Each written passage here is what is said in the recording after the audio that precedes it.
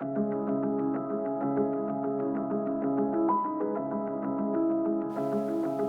I'm going to speak to you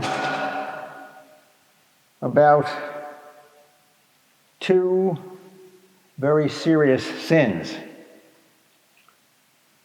calumny and detraction. Perhaps some of you may remember studying about calumny. That's speaking false things about someone else, or at least impugning someone's character. Detraction means I'm saying things that are true about someone else, but I really have no right to say those things because they are detrimental to the person of whom they are being said, and perhaps even detrimental to society. This is the political season. I'm sure that many of you have received a good amount of political literature in the mail. And every day I go to the mailbox, I have a number of oversized postcards telling me about different political candidates. Hold on to that for a moment. Calumny and detraction sometimes are particular to an individual. Usually they are. But individuals also hide themselves in committees, political organizations, business organizations, and political action groups. So when people say, well, who said that? It's very difficult to find out who the originator of the calumny or detraction is. Do you follow what I'm saying? Now, calumny and detraction are detrimental to the person responsible, detrimental to their immortal souls. But calumny and detraction are also detrimental to a political system, detrimental to a country.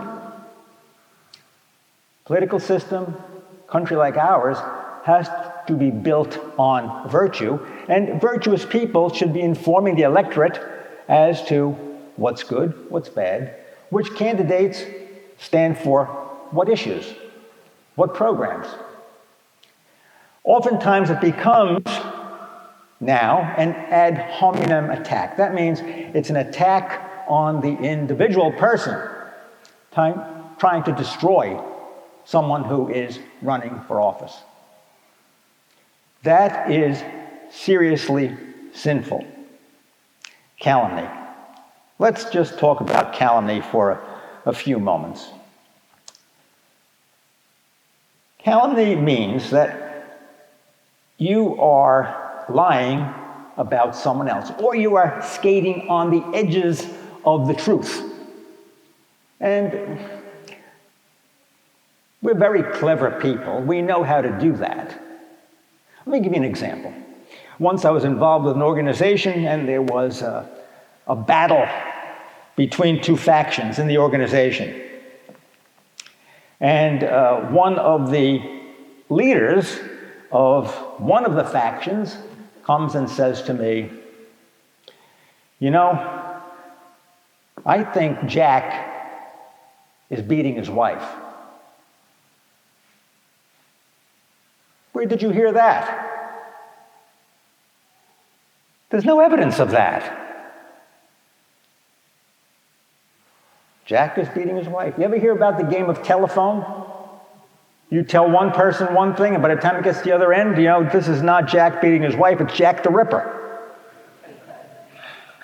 No evidence of it whatsoever. What makes you say that? I just have a feeling. That's damaging, it's disparaging, that's a sin. That's a sin. think all of you remember the last political cycle for president. The Steele dossier. Remember that?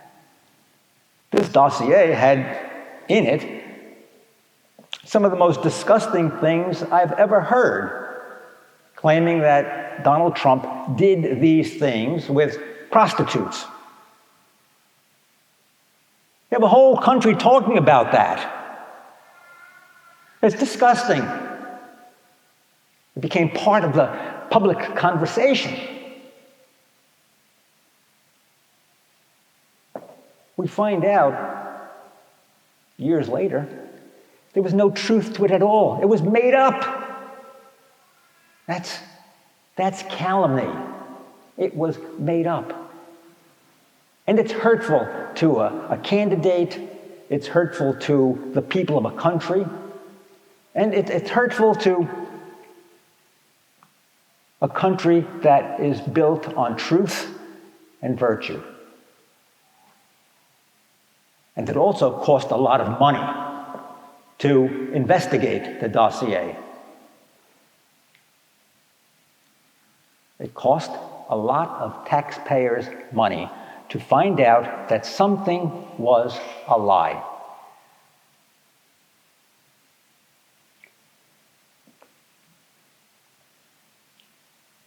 I was reading recently, someone made the suggestion, or perhaps it was a statement, that somebody running for public office is a communist.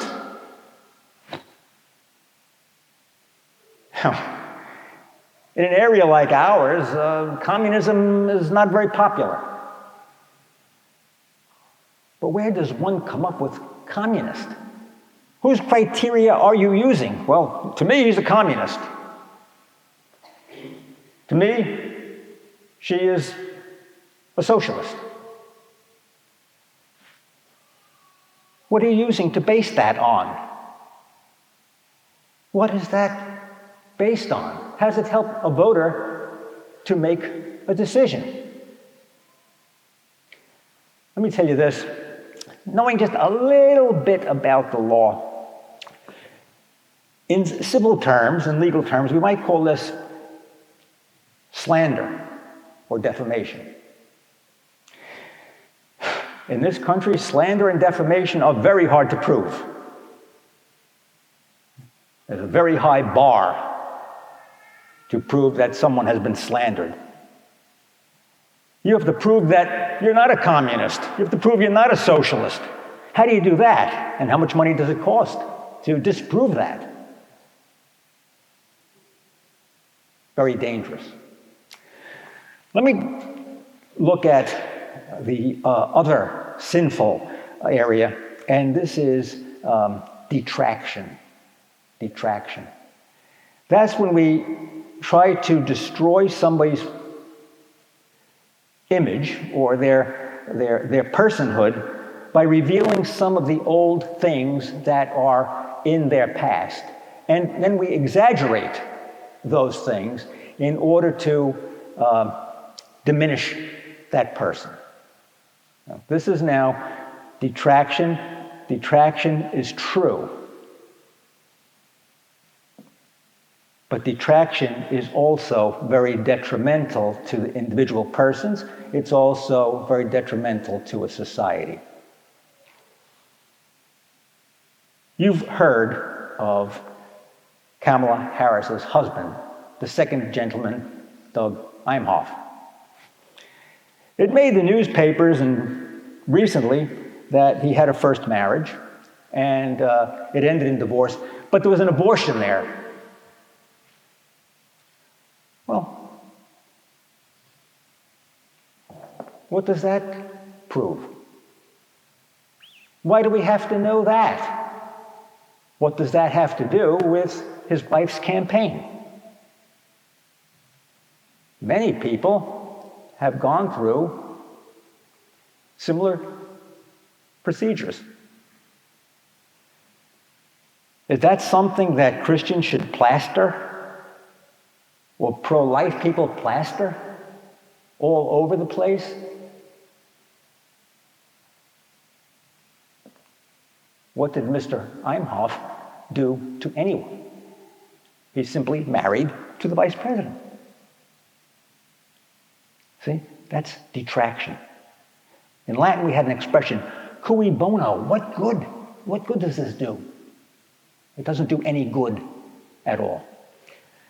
I'll give you another example of detraction.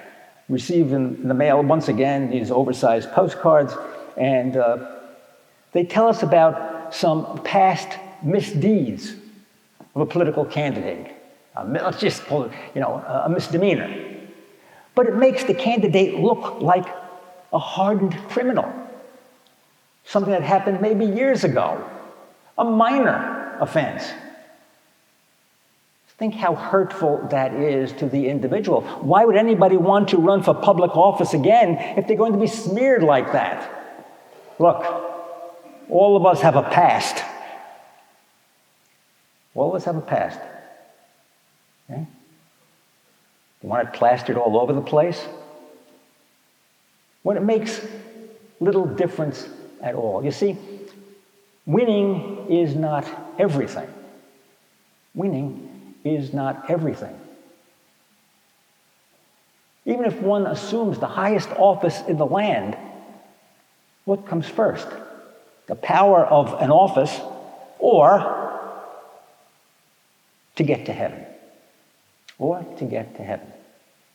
And so people who are involved, especially in politics, they too have a moral obligation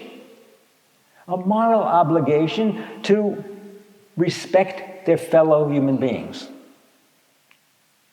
A moral obligation to not distort the truth.